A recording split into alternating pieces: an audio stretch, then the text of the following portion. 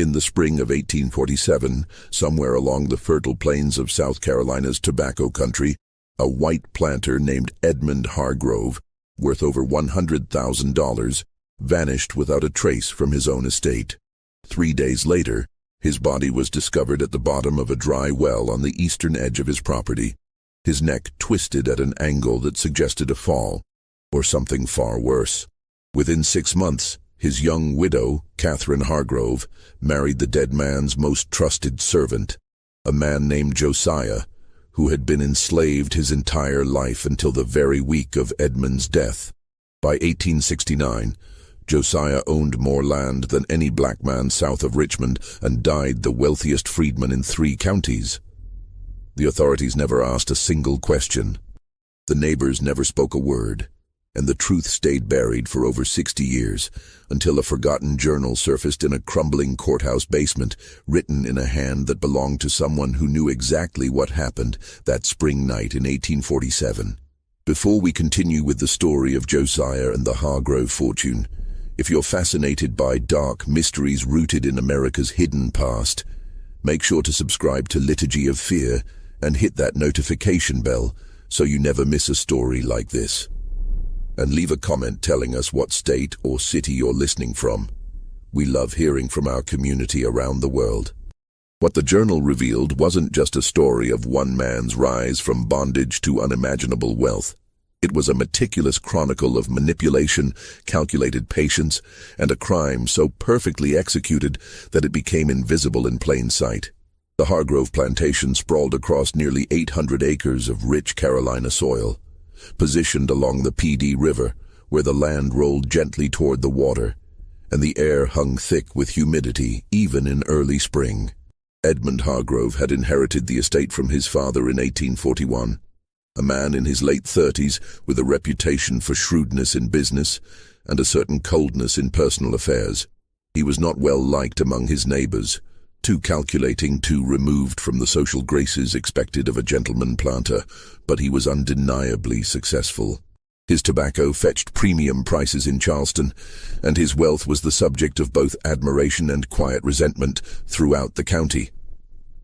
The Hargrove household consisted of Edmund, his considerably younger wife Catherine, whom he had married only 2 years prior, and a staff of 14 enslaved people who maintained the house, fields, and stables. Among them was Josiah, a man whose exact age was difficult to determine, but who appeared to be in his early 40s. Josiah had been purchased by Edmund's father decades earlier and had grown up on the estate, learning to read and write in secret, a dangerous and illegal skill for an enslaved person in South Carolina, where laws explicitly forbade such education. But Josiah was careful, exceptionally so, and his intelligence had not gone unnoticed by Edmund, who used him as a personal assistant, trusting him with financial records, correspondence, and even sensitive business transactions that required discretion. Catherine Hargrove was 24 years old, the daughter of a declining planter family from the northern part of the state. Her marriage to Edmund had been arranged by her father, desperate to secure her future as his own fortunes crumbled. She was described by those who knew her as quiet, observant, with dark eyes that seemed to absorb everything without revealing her thoughts. The marriage was reportedly unhappy. Edmund treated her more as a decorative fixture than a partner, often leaving her alone for days while he traveled to Charleston or attended business in Columbia.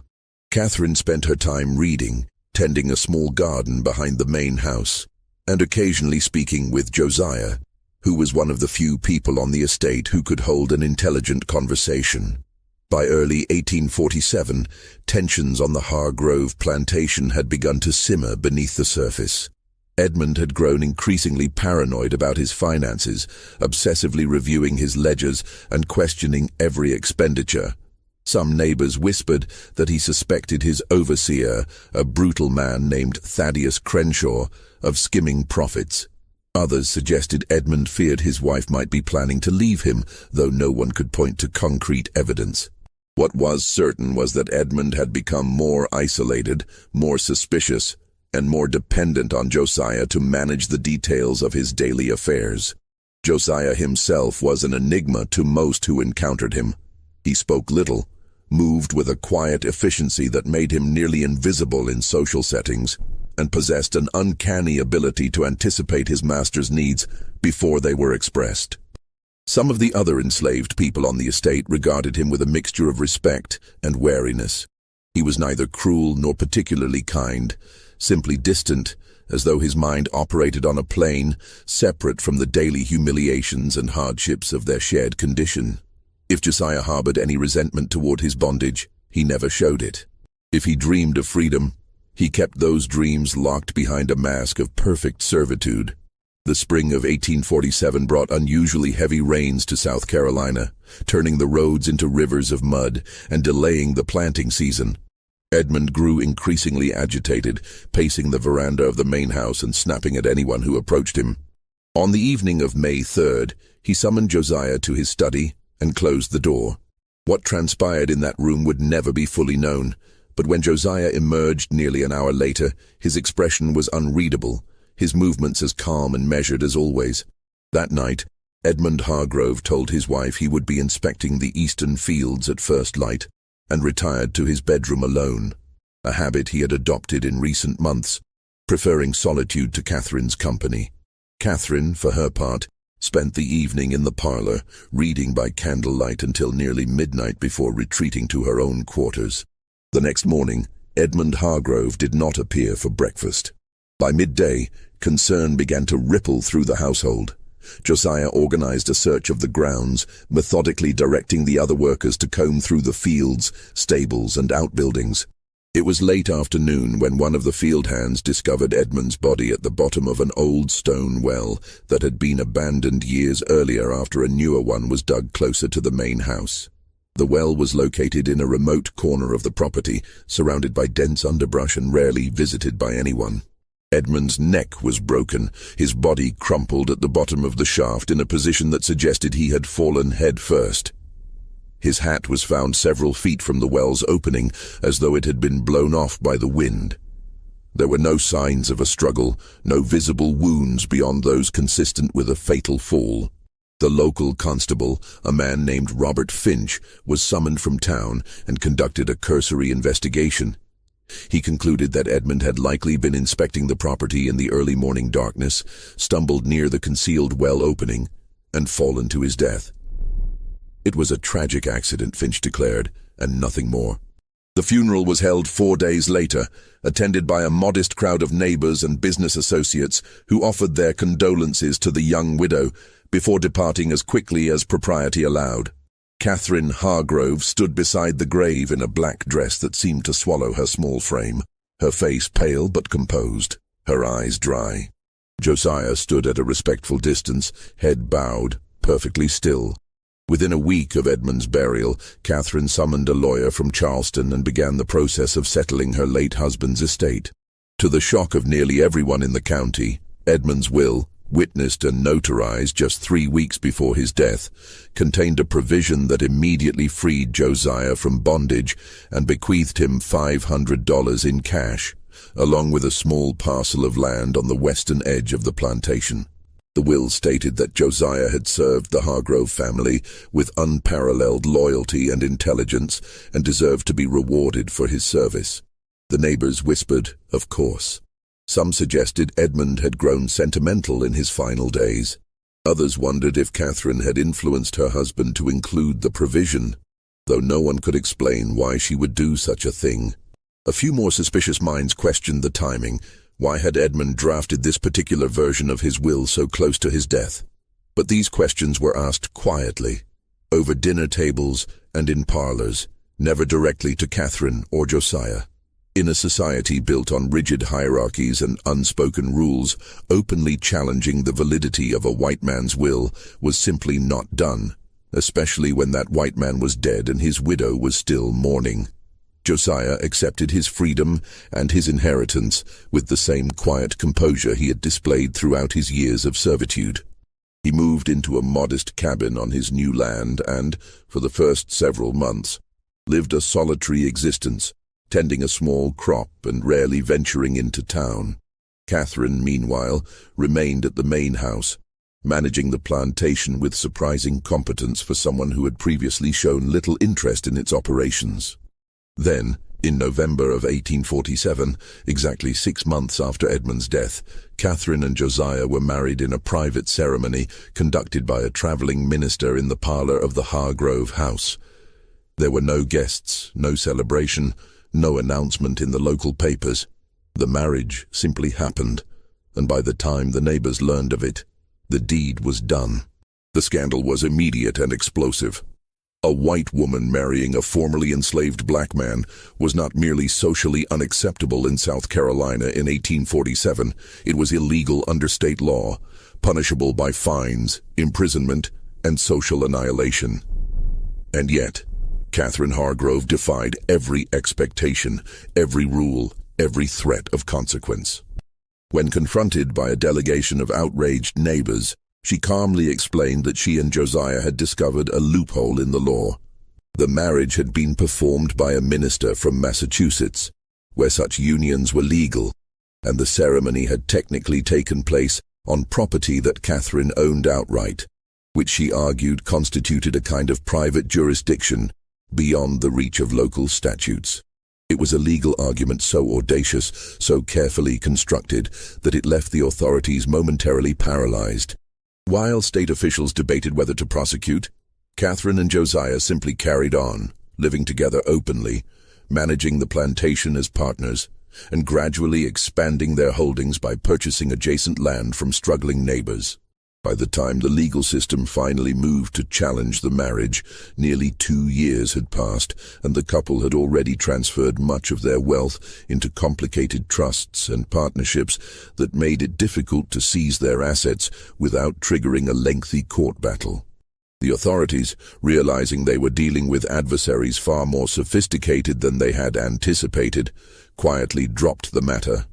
But the true darkness of the Hargrove story did not lie in the scandal of the marriage.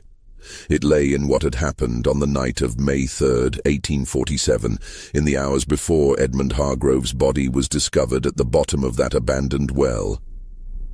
The journal that surfaced in 1909, found by a courthouse clerk clearing out a storage room that had been untouched for decades, was written in Josiah's hand. It was not a confession in any legal sense, but rather a meticulous record of events, written with the same careful attention to detail that had characterized Josiah's entire life. The journal entries began in March of 1847 and continued sporadically until December of that same year, after which they abruptly stopped. The earliest entries described a conversation between Josiah and Catherine that had taken place in the garden behind the main house on a warm afternoon in late March. According to Josiah's account, Catherine had confided in him that Edmund had become increasingly violent, striking her during arguments and threatening to sell several of the enslaved workers, including Josiah himself, if she did not comply with his demands. She was terrified, trapped in a marriage to a man who viewed her as property, with no legal recourse and no family willing to intervene. Josiah wrote that he had listened without responding, but that evening, alone in his cabin, he had begun to think. Edmund Hargrove was worth over $100,000. Under South Carolina law, if Edmund died without children, his entire estate would pass to Catherine as his widow, and if Catherine were to remarry, her new husband would legally control that fortune. The possibilities were staggering and utterly impossible under the racial and legal structures of the time, unless those structures could be manipulated. The journal entries over the following weeks detailed a plan so intricate, so dependent on precise timing and psychological manipulation, that it read less like a crime and more like a piece of elaborate clockwork. Josiah noted Edmund's growing paranoia about his finances and began subtly feeding that paranoia, mentioning in passing that he had seen the overseer, Thaddeus Crenshaw, meeting with a merchant from Charleston under suspicious circumstances. He planted ledgers with minor discrepancies, just enough to make Edmund question whether he was being cheated. He suggested, always respectfully, that Edmund might want to inspect the more remote sections of the property personally, without Crenshaw's knowledge, to ensure everything was in order. On April 20th, Josiah wrote that Edmund had asked him to draft a new will, one that would cut Crenshaw out of any potential inheritance and include a provision freeing Josiah as a reward for his loyalty. Josiah had carefully guided Edmund's thinking, suggesting language that would protect Catherine while also ensuring Josiah's own freedom and a modest inheritance. Edmund, increasingly isolated and suspicious of everyone except Josiah, had agreed to every suggestion. The entries from early May were sparse but chilling in their precision. On May 2nd, Josiah noted that he had spent the afternoon clearing brush near the old abandoned well, ostensibly as part of general property maintenance. He had removed the rotted wooden cover that had once protected the well opening and left the area in a state that appeared natural, overgrown, but with a narrow path that someone walking in dim light might follow without realizing the danger ahead. On the evening of May 3rd, after his private meeting with Edmund in the study, Josiah wrote a single sentence. "He will inspect the eastern fields at dawn, as I suggested he should." The journal contained no explicit confession of murder. There was no description of violence, no admission of pushing Edmund into the well. What it contained instead was something far more damning. Evidence of premeditation, of psychological manipulation so skillful that Edmund Hargrove had walked to his own death believing it was his own idea to inspect that remote corner of his property in the darkness before sunrise. The entry dated May 4th, written after Edmund's body had been discovered, was brief. "The constable suspects nothing. Catherine performed her role without error. The will has been validated. We are free. If this story is making you question everything you thought you knew about history, hit that like button and share this video with someone who appreciates dark, complex mysteries. And stick with us, because what happened next proved that Josiah's plan was only the beginning of a much larger transformation. In the immediate aftermath of Edmund's death and Josiah's subsequent freedom, the Hargrove plantation entered a period of strange, suspended normalcy. Catherine assumed control of the estate's operations with a competence that surprised many but raised suspicions among those inclined to see conspiracy in every shadow. She proved to be a capable manager, maintaining the plantation's productivity and even negotiating better prices for the tobacco crop than Edmund had achieved in his final years. Josiah, now a free man, began building a reputation as a skilled agricultural consultant, advising other freedmen and even some white farmers on crop rotation and land management techniques. The marriage in November sent shockwaves through the community that never fully dissipated. While the legal challenges eventually faded, the social isolation of Catherine and Josiah was absolute and permanent. They were not invited to church socials, not acknowledged on the streets of town, not included in any of the networks of mutual support that characterized plantation society. They existed in a kind of parallel world, visible but untouchable, prosperous but completely ostracized. What made their situation even more remarkable was that they appeared entirely unbothered by this isolation. While other social outcasts might have withered under such sustained rejection, Catherine and Josiah seemed to thrive. They expanded their landholdings steadily throughout the 1850s, purchasing properties from families devastated by failed crops or crushing debts. They diversified their investments, moving money into railroad bonds, textile mills, and urban real estate in Charleston. By 1860, on the eve of the Civil War, they controlled over 2,000 acres and had an estimated net worth exceeding $200,000, making Josiah one of the wealthiest black men in the entire South. The war years were catastrophic for most Southern planters, but Catherine and Josiah navigated the chaos with the same calculated precision that had characterized their rise.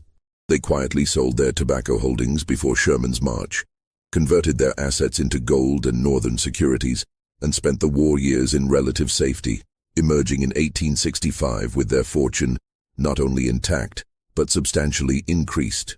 While their neighbors struggled to rebuild from devastation, Catherine and Josiah purchased more land, acquiring entire estates for fractions of their pre-war value. Reconstruction brought new opportunities and new dangers. The political upheaval, the sudden enfranchisement of freedmen, the violent resistance of white supremacist groups, all of it created an environment where someone like Josiah, a wealthy black man married to a white woman, should have been a primary target for violence. And yet, year after year, Josiah and Catherine remained untouched. Their property was never burned, their lives never directly threatened, their business dealings never seriously disrupted. This immunity puzzled many observers. Some attributed it to Josiah's careful cultivation of powerful allies, both black and white. Others suggested that Catherine's white skin provided a shield that Josiah used strategically. A few whispered that the couple had dirt on enough prominent citizens, secrets about wartime profiteering, evidence of covert northern sympathies, documentation of financial crimes, that an attack on them would trigger revelations no one wanted exposed. But there was another explanation, one that appeared in Josiah's journal and that suggested a darker, more systematic approach to maintaining power. Beginning in 1850 and continuing through the war years, Josiah had kept detailed records of conversations, transactions, and behaviors of nearly everyone in his social and business orbit. He documented who was having affairs, who was embezzling from their own families, who had sold goods to Union forces during the war while publicly supporting the Confederacy, who had failed to pay taxes, who had falsified property records, who had committed fraud in their business dealings. The journal was not just a record, it was an insurance policy. Josiah had created a network of vulnerability, a web of documented secrets that made him simultaneously too dangerous to attack and too useful to completely exclude. When violence threatened, Josiah would have quiet conversations with specific individuals, mentioning particular facts or events in passing, and the threats would mysteriously evaporate. When business deals fell through, Josiah would send carefully worded letters to relevant parties, and suddenly, doors would reopen. It was blackmail, but blackmail so subtle, so carefully calibrated, that it was barely recognizable as such. Josiah never made explicit threats. He never demanded payment or favors. He simply let people know, through the gentlest possible means, that he knew things and that their cooperation was in everyone's best interest. Catherine, according to the journal, was a full partner in this strategy. She maintained correspondence with women throughout the region, ostensibly for social purposes. But these letters served as intelligence-gathering operations. She attended church services at a small, racially integrated congregation on the edge of town, where she cultivated relationships with people from every social class. She donated to charities and causes that gave her access to financial records and personal information. Together, she and Josiah constructed a surveillance apparatus that would have impressed any modern intelligence agency. By the late 1860s, Josiah's wealth and influence had reached levels that seemed impossible for someone who had been enslaved just 20 years earlier. He owned property in 3 counties, held shares in multiple businesses, served on the board of a freedmen's bank, and was consulted by Republican politicians seeking to understand the complex dynamics of Reconstruction-era South Carolina. And yet, for all his public success, Josiah remained fundamentally unknowable. He gave no interviews, published no memoirs, made no grand speeches about his journey from bondage to fortune. He simply existed, accumulating wealth and power with relentless efficiency, while Catherine stood beside him, equally silent, equally enigmatic. The first serious challenge to Josiah's carefully constructed empire came in 1868, when a young attorney named Samuel Garrett arrived in South Carolina from Pennsylvania, hired by distant relatives of Edmund Hargrove to investigate the circumstances of Edmund's death and the subsequent transfer of his estate. Garrett was in his late 20s, idealistic and ambitious, believing he had uncovered evidence of a massive fraud that would make his reputation as a lawyer. Garrett's initial investigation focused on the will that Edmund had drafted just weeks before his death. He obtained copies of earlier versions of Edmund's will from the Charleston law firm that had handled the Hargrove family's legal affairs for decades and discovered significant discrepancies. The earlier wills had made no mention of freeing Josiah or providing him with any inheritance. The final will, drafted in April 1847, was radically different, and the witnesses who had signed it were both dead, one from cholera in 1849 and the other from injuries sustained during the war. Garrett next turned his attention to the circumstances of Edmund's death itself. He interviewed the retired constable, Robert Finch, who was now in his 70s and suffering from failing memory, but who recalled that the investigation had been brief, perhaps too brief. Finch mentioned that he had accepted Josiah's account of the timeline, that Edmund had left the house before dawn to inspect the eastern fields, but admitted he had never actually verified that Edmund had been seen leaving, or that there were any witnesses to his departure. Armed with these preliminary findings, Garrett approached Catherine and Josiah directly, requesting an interview. They received him cordially at the main house, which had been substantially renovated and expanded in the intervening years, and listened patiently as he explained his concerns. When he finished, Josiah asked a single question. "Do you have any evidence that Edmund Hargrove's death was anything other than an accident?" Garrett admitted he did not yet, but he believed such evidence could be found with a thorough investigation. Josiah nodded thoughtfully, then suggested that Garrett might want to speak with several other individuals who had known Edmund well, including a retired judge named Horace Pendleton and a banker named Charles Wickham. He provided addresses and even offered to write letters of introduction. Garrett spent the next 3 weeks conducting interviews and reviewing documents. Slowly, a picture began to emerge, but it was not the picture he had expected. Every person he spoke to confirmed the same narrative. Edmund Hargrove had been paranoid, unstable, increasingly erratic in his final months. The judge mentioned that Edmund had come to him seeking advice about dissolving his marriage, claiming Catherine was plotting against him. The banker revealed that Edmund had withdrawn large sums of cash in the weeks before his death, behavior consistent with someone planning to flee or hide assets. A former business partner described Edmund as consumed by suspicions that had no basis in reality. What Garrett did not realize, because Josiah's journal would not be discovered for another 40 years, was that every one of these witnesses had been carefully coached. Some had been reminded of indiscretions from their past that Josiah happened to know about. Others had been offered favorable business terms or timely loans. A few were simply friends who trusted Josiah's version of events without question. The portrait of Edmund as a disturbed, paranoid man who might well have wandered into danger through his own recklessness was not entirely false. Edmund had indeed been paranoid in his final months, but it had been deliberately cultivated and amplified. Garrett's investigation stalled. He could find no evidence of foul play, no witnesses willing to contradict the official account, no documents that proved anything beyond the fact that Josiah had benefited enormously from Edmund's death. Frustrated, he returned to Pennsylvania empty-handed, his reputation damaged by the expensive and fruitless investigation. But Garrett's inquiries had rattled something loose. In late 1868, a series of anonymous letters began circulating in the county, addressed to various prominent citizens and local newspapers. The letters claimed to be from someone who had worked on the Hargrove plantation in the 1840s and who had witnessed suspicious conversations between Josiah and Catherine in the weeks before Edmund's death. The letters suggested that the two had been planning Edmund's murder, that they had manipulated him into drafting a new will, and that they had orchestrated his death to appear accidental. The letters created a sensation. Public meetings were held.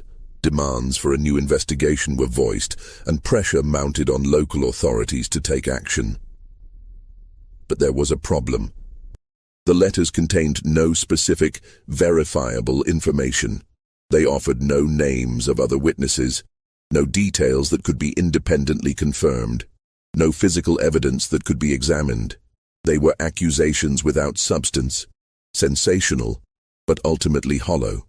Catherine and Josiah responded to the controversy by doing something unexpected. They hired their own investigators to determine the source of the letters and publicly offered a substantial reward for information leading to the identification of the author. This aggressive countermove put the letter writer on the defensive and shifted the narrative.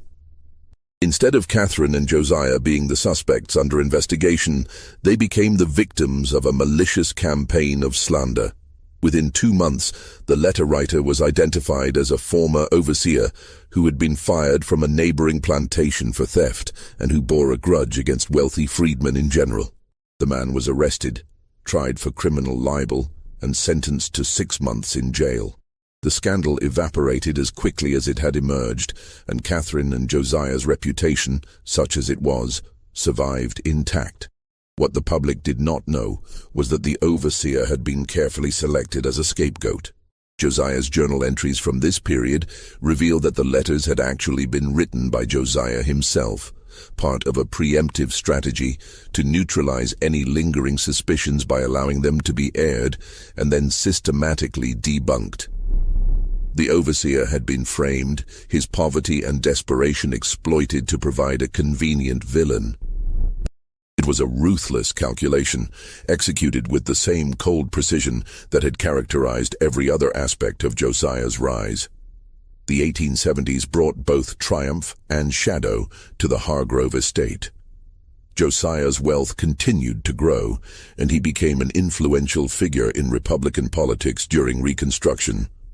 Though he never held office himself, he funded schools for freedmen, contributed to churches, and presented himself publicly as a self-made man who had risen through intelligence and hard work, a living embodiment of what emancipation could achieve. But privately, the relationship between Catherine and Josiah had begun to fray. The journal entries from this period, fewer and more cryptic than earlier ones, hint at growing tensions. Catherine had become increasingly interested in spiritualism and reform movements, attending seances and corresponding with abolitionists and women's rights advocates in the North. Josiah viewed these activities as dangerous distractions, potential threats to the carefully constructed facade they had maintained for over 2 decades. In 1873, Catherine suffered a miscarriage, their first and only pregnancy. She was 48 years old, and the loss devastated her in ways that Josiah seemed unable or unwilling to comprehend. She withdrew into herself, spending long hours alone in the garden or locked in her room, writing letters that she never sent. The few journal entries from this period describe Catherine as increasingly unreliable and prone to emotional outbursts that threaten our position. Then, in January of 1874, a stranger arrived at the Hargrove estate. A man in his early 30s who introduced himself as Daniel Stokes, a journalist from Boston, writing a book about successful freedmen in the post-war South. He requested an interview with Josiah, and after some initial hesitation, Josiah agreed. The interview took place in Josiah's study, with Catherine present, and lasted several hours.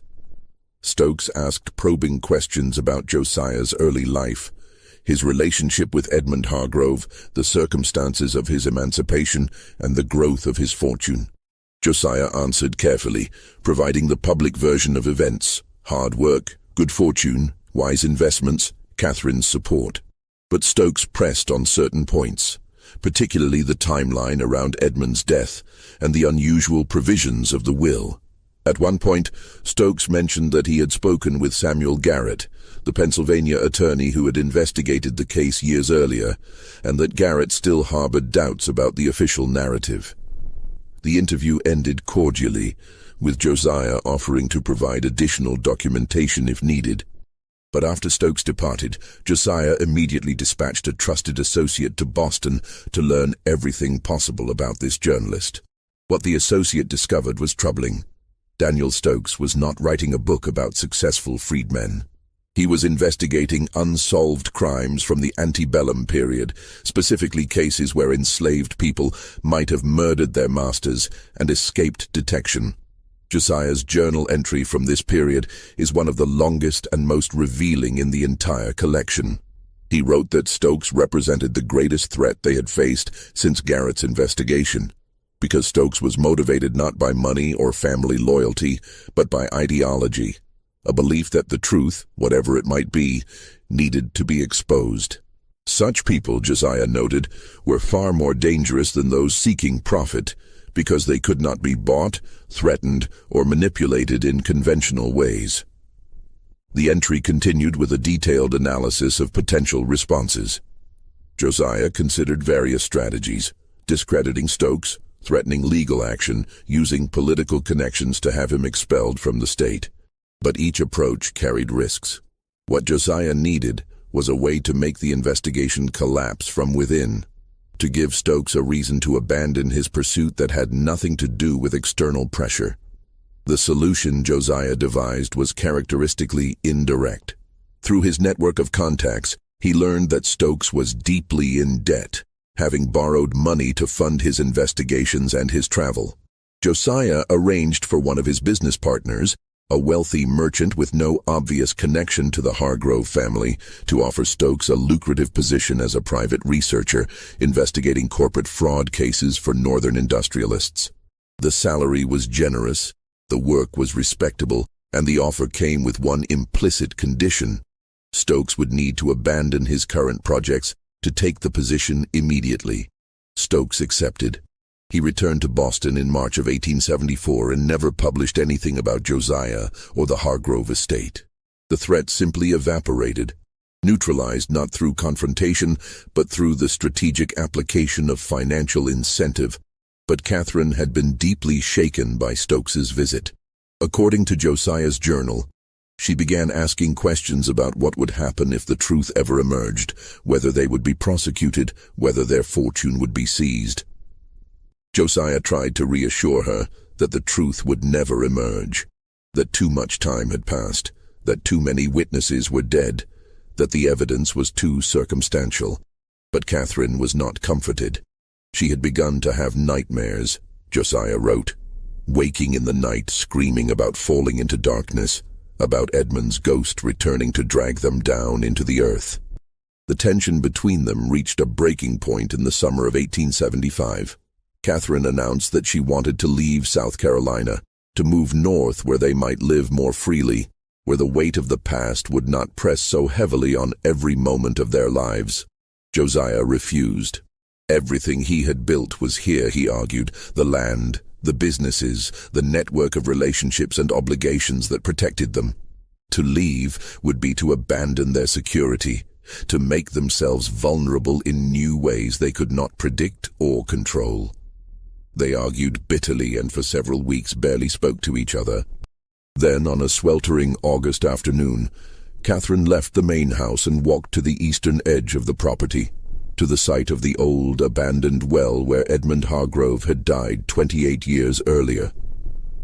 She stood at the edge of the now partially collapsed shaft, staring down into the darkness, and stayed there for over an hour. One of the workers noticed and informed Josiah, who found her still standing there as the sun began to set. According to his journal, Josiah asked Catherine what she was doing, and she replied that she was keeping him company. When Josiah asked what she meant, Catherine said she could feel Edmund down there, waiting, patient, knowing that eventually they would join him.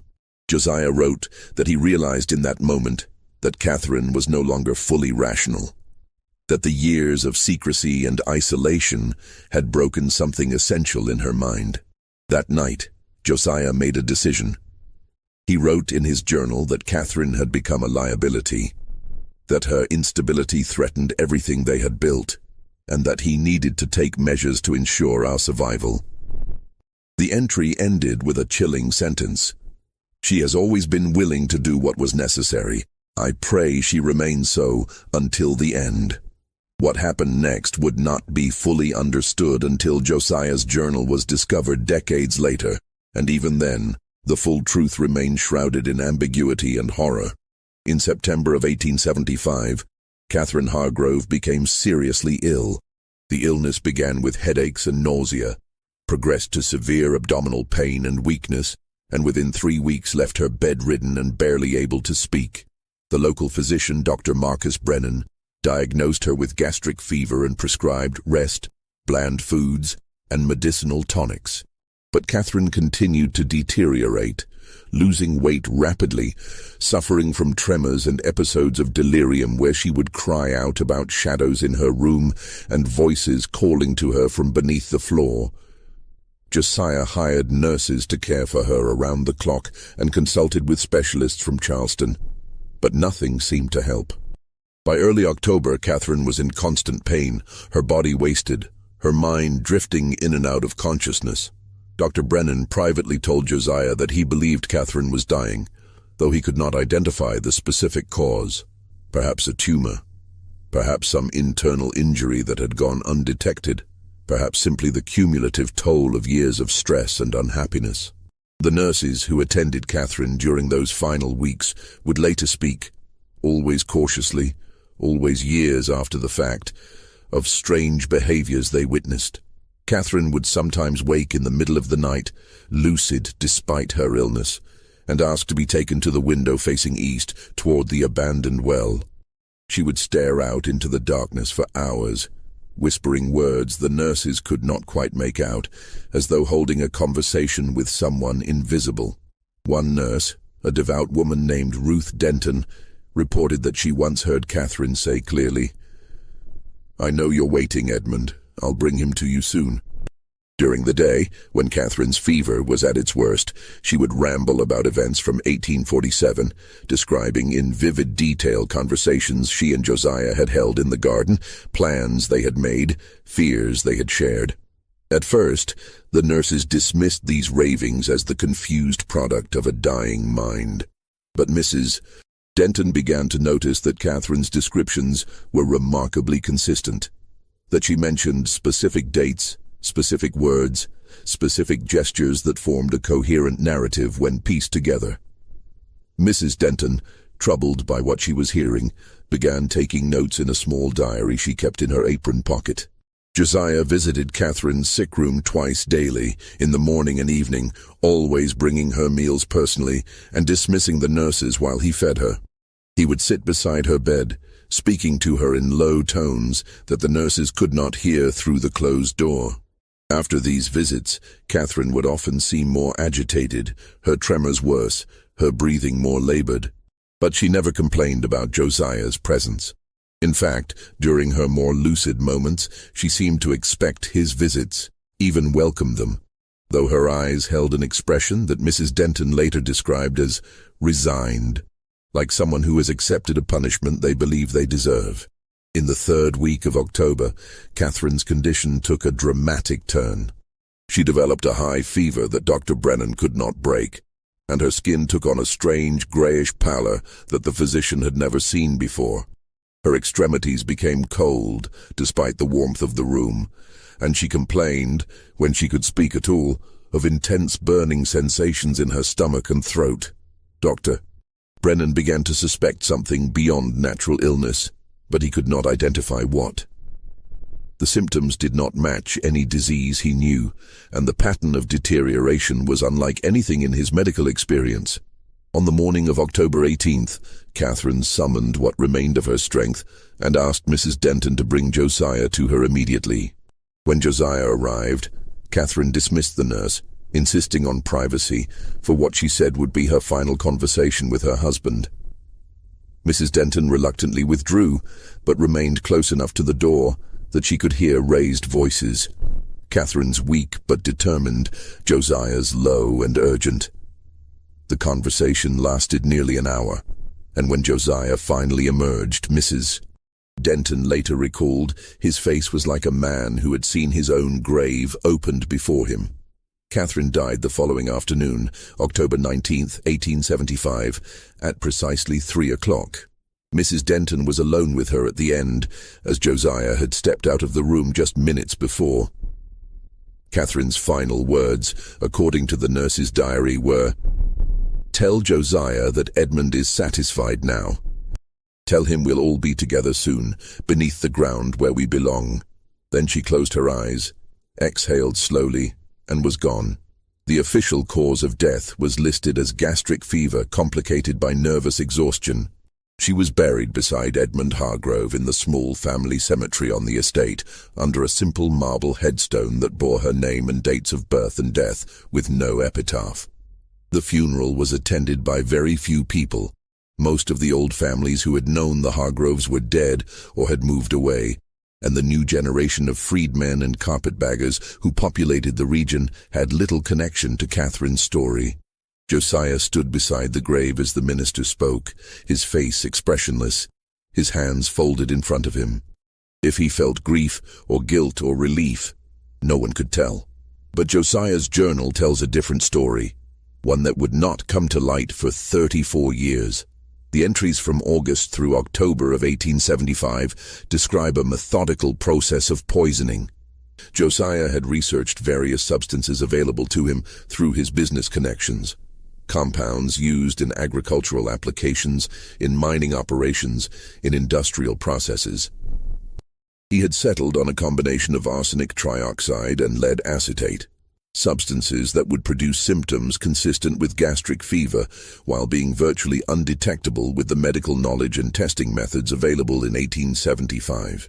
He had administered the poison gradually, mixing it into Catherine's food and drink in doses carefully calculated to produce a slow, irreversible decline that would appear natural. The journal entries are clinical in their detail, describing dosages, symptoms, adjustments to the treatment when Catherine's body proved more resilient than expected.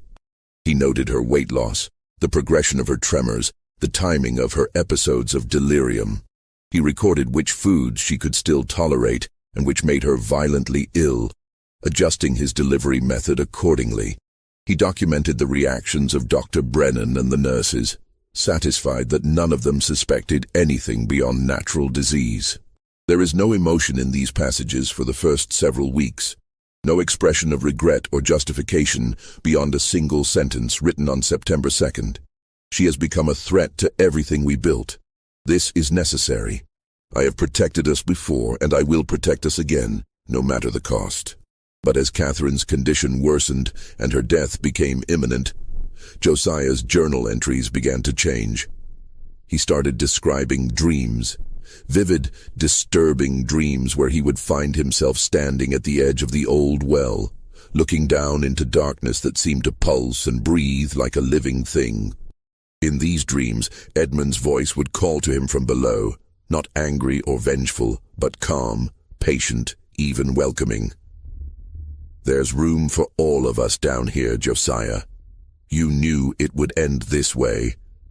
On October 10th, Josiah wrote about waking in the middle of the night to find muddy footprints leading from his bedroom door to his bed, footprints that matched the boots Edmund had been wearing the night he died, boots that had been buried with Edmund's body 28 years earlier.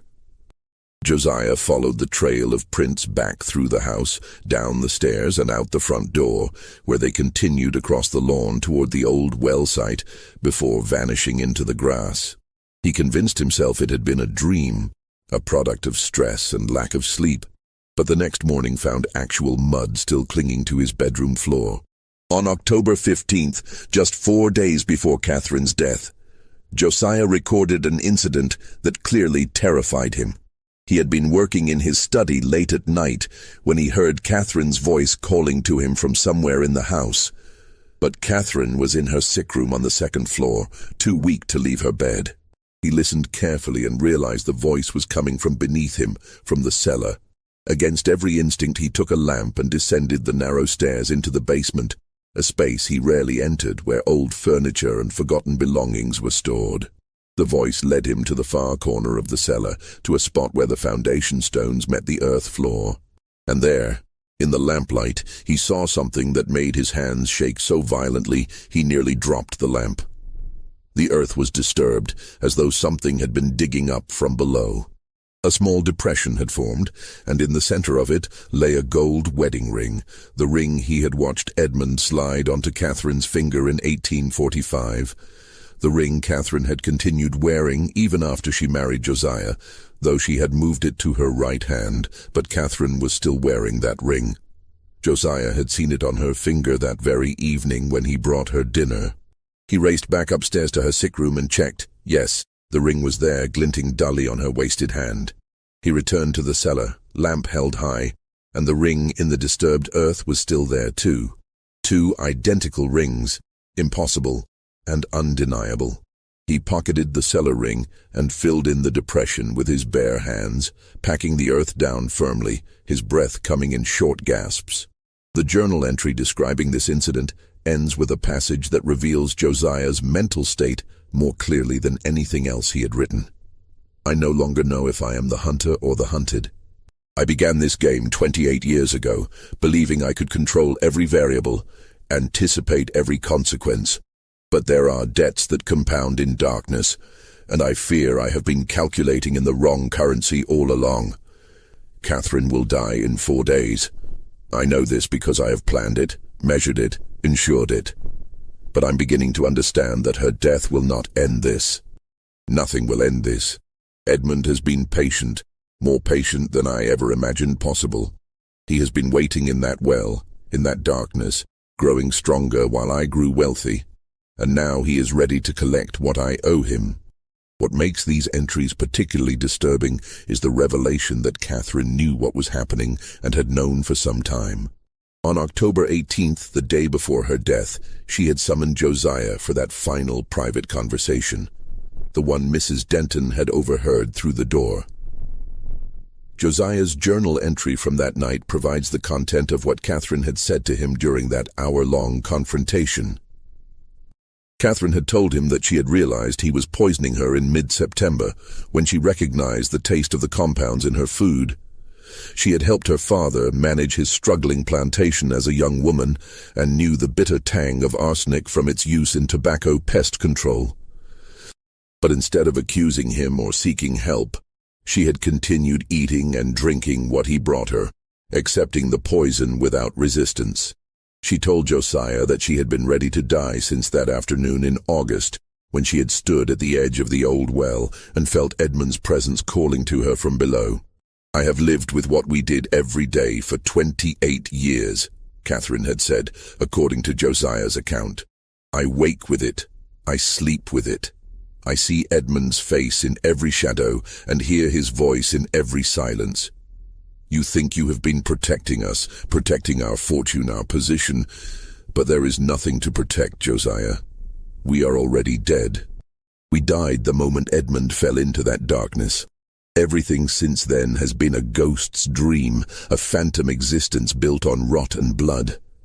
You are killing me because you fear I will expose us, but you don't understand. I welcomed exposure. I prayed for it. Because judgment, even earthly judgment, would have been a relief from this endless pretense. She had continued, her voice growing weaker but more urgent. Edmund was a cruel man, a cold man, a man who treated both of us as property to be used. I do not regret his death. I planned it with you willingly, executed it without hesitation. But I did not understand then what I understand now. That some acts create obligations that transcend law, transcend morality, transcend even death itself. Edmund is in that well, Josiah, but he is not resting. He is waiting. And when I join him, when you have finished this work you began in September, he will be satisfied enough to wait a little longer for you. But not much longer. A few years, perhaps. And then he will come for you. Not with violence or vengeance, but with the same patient, inevitable pull that drags all debts to their final reckoning. Josiah had tried to deny that he was poisoning her, tried to maintain the fiction that her illness was natural. But Catherine had laughed, a sound that Josiah described as more terrible than any scream, because it held not bitterness but genuine amusement at the absurdity of our lies. She had told him to stop pretending, that they were past pretense now, and that she needed him to understand one final truth. I forgive you for this, Josiah. I forgive you for Edmund, for the years of deception, for this poisoning now. Not because what you did was forgivable, but because I am complicit in all of it, and my forgiveness is as worthless as your guilt. But Edmund does not forgive. Edmund will never forgive. And when you join us, not if, but when, we will all three descend together into the darkness we have earned. The conversation had ended with Catherine asking Josiah to finish the work quickly, to increase the dosage so that her suffering would end within a day. Josiah had agreed, though he wrote that he felt as though he was signing my own death warrant with every word. That night, he prepared a final, massive dose of the poison and brought it to her the next morning in a cup of broth. She had drunk it without hesitation, maintaining eye contact with him the entire time, and had died 7 hours later. The journal entry from the night of October 19th, the night of Catherine's death and burial, is one of the longest and most anguished in the entire collection. Josiah described standing alone in his study after the funeral, surrounded by the evidence of his success. The deeds to thousands of acres, the stock certificates, the bank statements, the ledgers showing assets that made him one of the wealthiest men in the region. He had accomplished everything he had set out to achieve 30 years earlier when he had begun his patient, methodical manipulation of Edmund Hargrove. He had risen from slavery to wealth, from powerlessness to influence, from invisibility to prominence. He had defeated every obstacle, outmaneuvered every threat, survived every challenge. And yet, he wrote, I feel as though I have spent 3 decades climbing a mountain only to discover upon reaching the summit that I have been descending into a chasm all along. The height I thought I had achieved is merely the depth to which I have fallen. I am wealthy, but I am alone. I am successful, but I am terrified. I am free, but I am trapped. And Edmund, poor dead Edmund, is the one who has won after all. Because he is at rest in his grave, while I must continue living with what I have done, must continue pretending that any of this was worth the cost. The entry concluded with the sentence that has puzzled historians and psychologists ever since. She died this afternoon. The physician suspects nothing. I am now the sole owner of everything we took from Edmund Hargrove. I have won, but God help me. I have also lost everything that mattered. In the weeks following Catherine's death, the strange incidents on the estate intensified. Workers reported not just hearing a woman's voice calling from the direction of the old well, but seeing a figure in white, standing at the edge of the woods at dusk, a figure that would vanish when approached. Objects in the main house were found moved or disturbed with increasing frequency. Josiah's personal belongings would go missing and then reappear in significant locations. His shaving razor left beside the well site. His reading glasses placed on Catherine's grave. His pocket watch found in the cellar precisely where the duplicate wedding ring had been. Josiah's sleep became profoundly disturbed. He would wake multiple times each night, sometimes finding himself standing in locations he did not remember walking to. The hallway outside Catherine's old sick room, the front porch facing east toward the well, once even in the cemetery itself, standing between Edmund's and Catherine's graves with no memory of how he had gotten there. He began sleeping with his door locked and furniture barricaded against it, but still he would wake to find himself elsewhere, as though some force were moving him against his will or without his conscious awareness. In December of 1875, Josiah wrote an entry describing an encounter that shook him more profoundly than anything that had come before. He had been working late in his study, reviewing financial documents, when he heard footsteps in the hallway outside. Slow, deliberate footsteps that he recognized immediately as Catherine's distinctive gait, slightly uneven due to an old ankle injury she had sustained as a child. He sat frozen, listening as the footsteps approached his study door, paused, and then continued past, moving toward the stairs. Every rational part of his mind insisted this was impossible. Catherine was dead, buried, gone. But the sound was unmistakable, and it was accompanied by something else. The faint rustling of skirts, the soft creak of leather shoes, the particular rhythm of Catherine's walk that he had heard thousands of times over nearly 30 years. He opened the door, lamp held high, and found the hallway empty. But the footsteps continued, now descending the stairs, and he followed, drawn by a compulsion he could not resist. The footsteps led him through the silent house, out the front door, across the dew-soaked lawn, and toward the eastern edge of the property, toward the site of the old well, where Edmund had died 28 years earlier. Josiah followed, his lamp casting wild shadows. his breath visible in the cold December air. The footsteps remained always just ahead of him, close enough to hear clearly but impossible to catch, leading him inexorably toward the collapsed shaft that marked the place where everything had begun. The footsteps stopped at the edge of the well. Josiah halted several feet away, raising his lamp, peering into the darkness.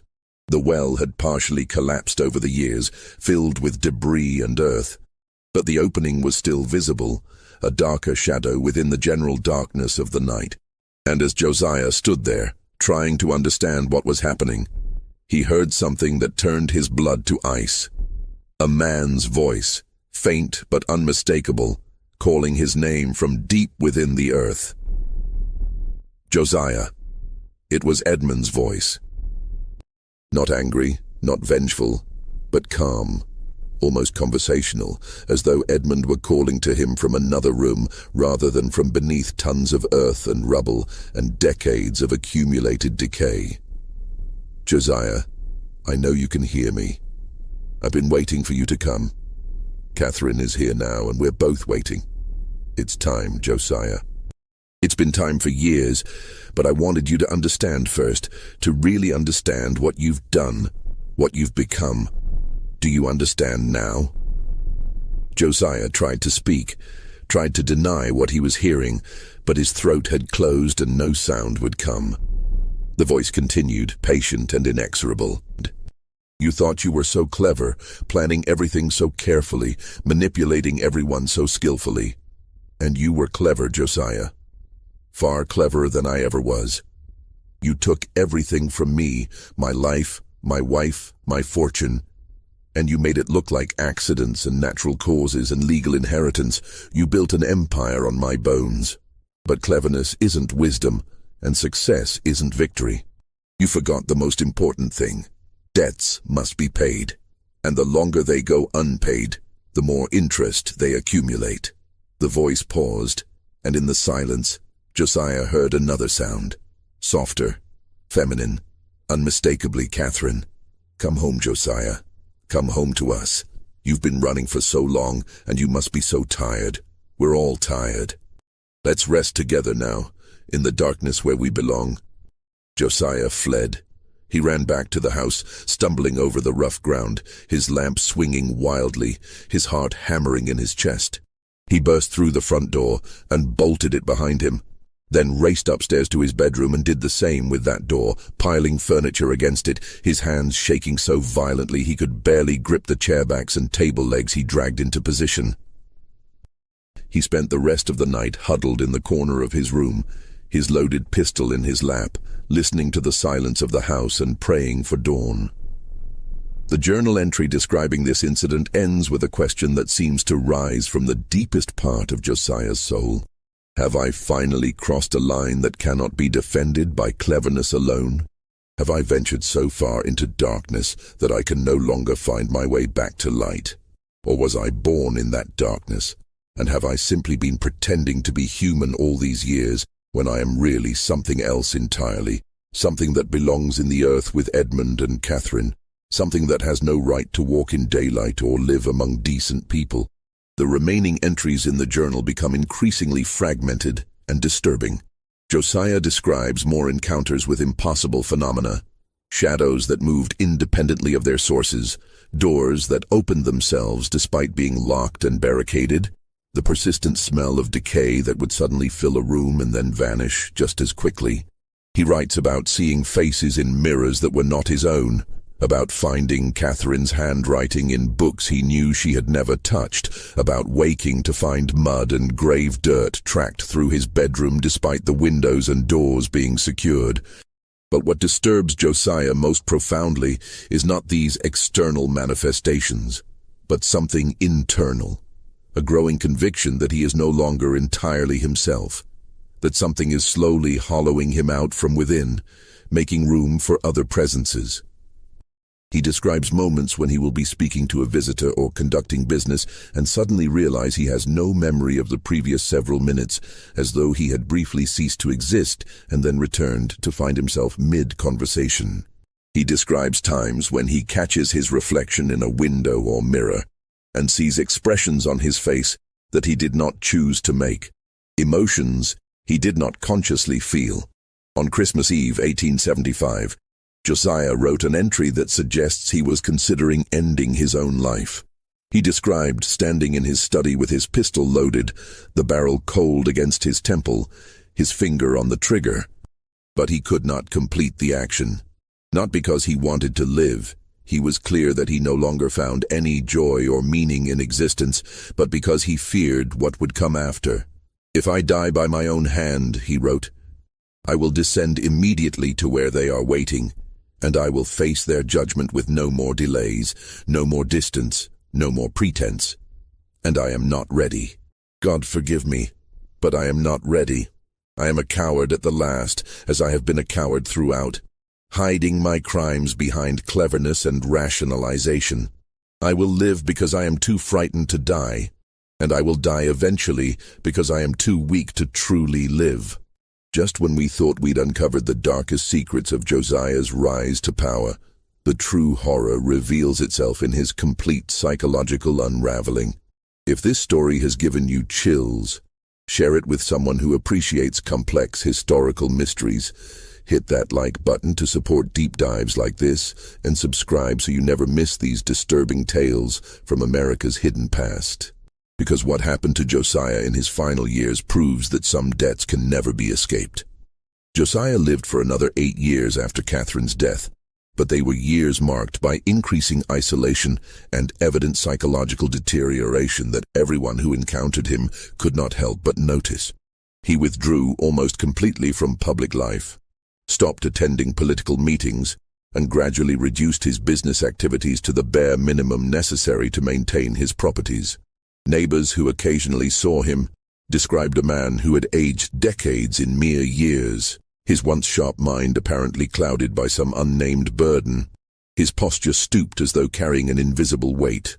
He hired and fired a succession of housekeepers and servants, unable to keep anyone in his employ for more than a few months. Those who worked at the estate during this period later spoke, always anonymously, always years after the fact, of a house filled with dread, where strange sounds echoed through the halls at night, and the master would be found wandering the grounds before dawn, seemingly searching for something he could never find.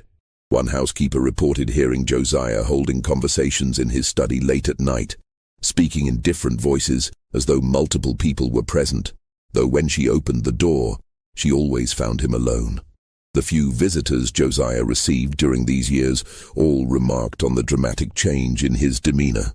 Where he had once been reserved but composed, he now seemed perpetually anxious, starting at unexpected sounds, frequently glancing over his shoulder as though being followed.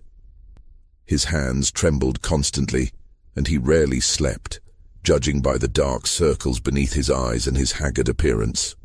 In 1879, in what appeared to be an attempt at atonement, Josiah made a substantial donation to establish a school for black children in the nearest town, with the stipulation that the school be named the Catherine Hargrove Memorial Academy. In 1881, he funded the construction of a new wing at the local hospital, again insisting it be dedicated to Catherine's memory. Later that same year, he endowed a perpetual fund for the maintenance of the cemetery, where Edmund, Catherine, and he himself would eventually be buried. These acts of apparent philanthropy puzzled many who had known Josiah during his years of accumulating wealth. He had never been particularly generous while climbing to prosperity.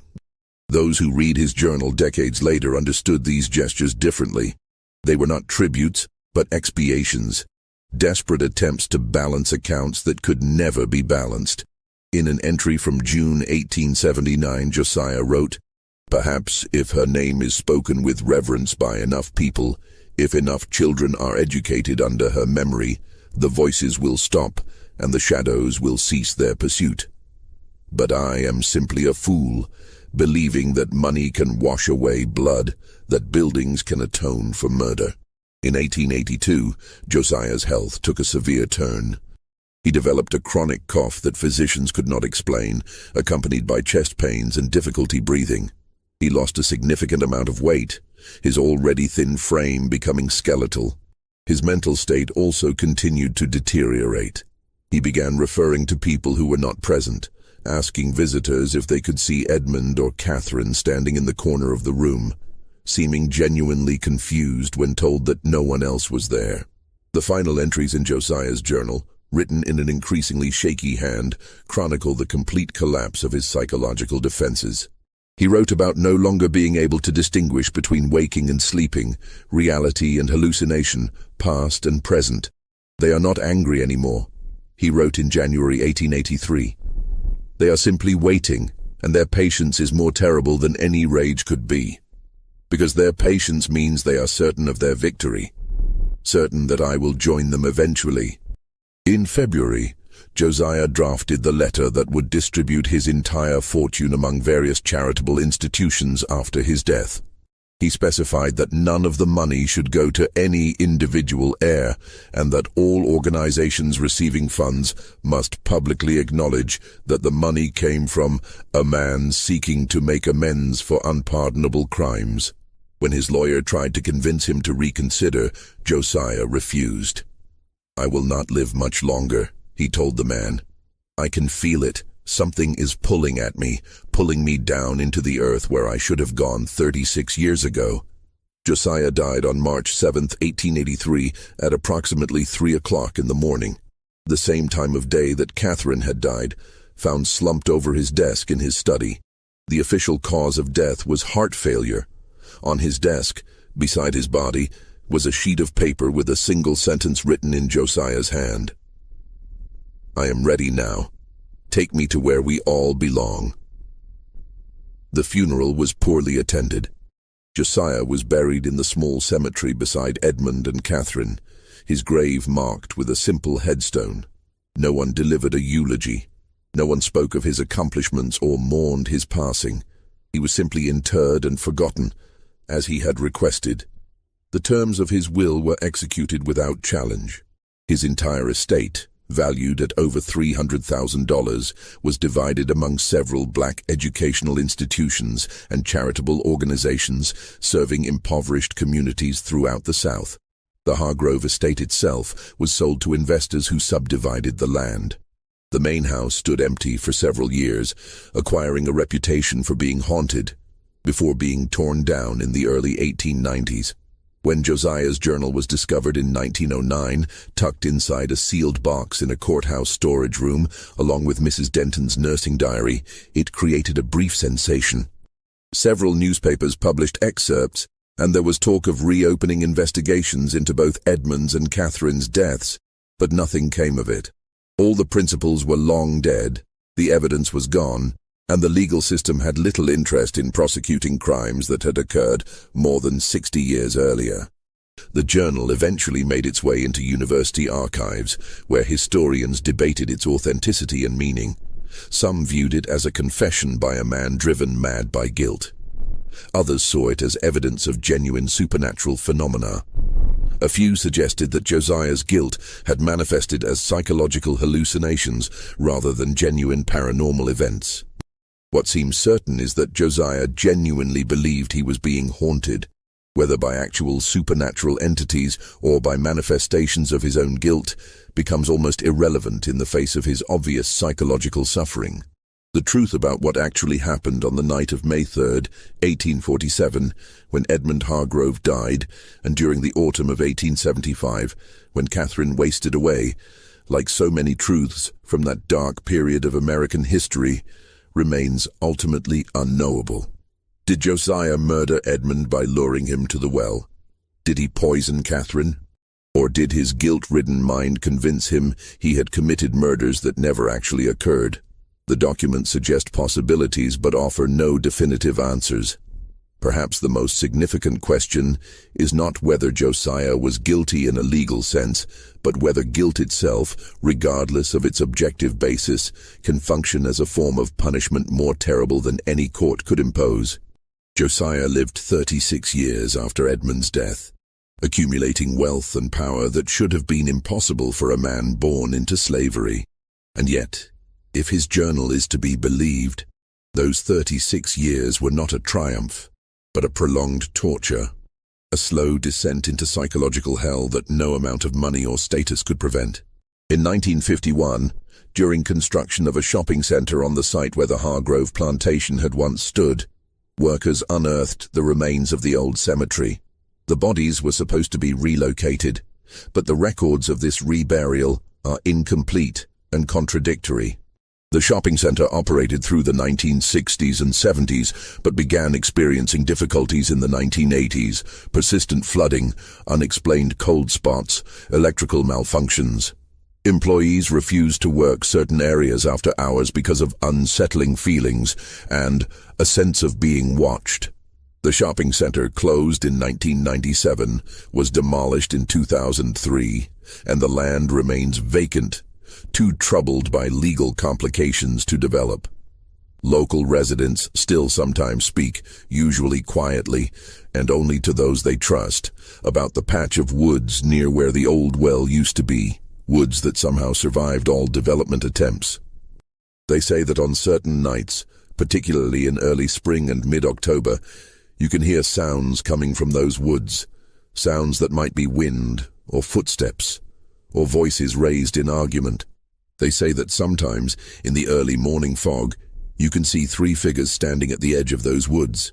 One tall like Edmund, one slight like Catherine, one stooped like Josiah in his final years, simply watching as though waiting for something that will never come. These stories are dismissed as folklore, as inevitable mythology around dramatic historical events. And perhaps that's all they are. Stories that help us process the moral complexities of a time when the line between victim and victimizer was often blurred beyond recognition.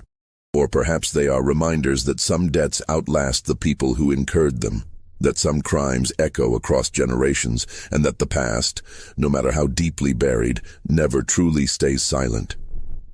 Perhaps they are warnings that the foundations we build our lives upon matter, that the means by which we achieve success cannot be divorced from the ends we reach, and that every choice creates obligations that must eventually be satisfied. Josiah rose from slavery to become one of the wealthiest black men in the post-war South through intelligence, patience, and possibly through 2 murders that went unpunished. He died wealthy but alone, successful but tormented, free but imprisoned by guilt.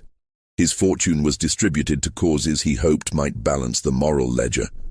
But no one remembers his name today, except as a footnote in obscure historical texts. A cautionary tale about the costs of ambition pursued without regard for conscience. This mystery reveals the dark complexities of ambition, survival, and justice in a society built on profound injustice, and raises the question of whether true escape from our sins is ever really possible, or whether we carry them with us always, growing heavier until they finally drag us down to where we've always belonged. What do you think happened in those final years? Did Josiah truly commit murder? Or was he destroyed by his own guilt over actions he never took? Was he haunted by genuine supernatural forces, or by the far more terrible ghosts of his own conscience? Leave your thoughts in the comments below. If you found this story compelling, subscribe to Liturgy of Fear, hit that notification bell, and share this video with anyone who appreciates the darker corners of American history. Until next time, remember that the past is never as distant as we like to believe, and that some stories refuse to stay buried no matter how much earth we pile on top of them.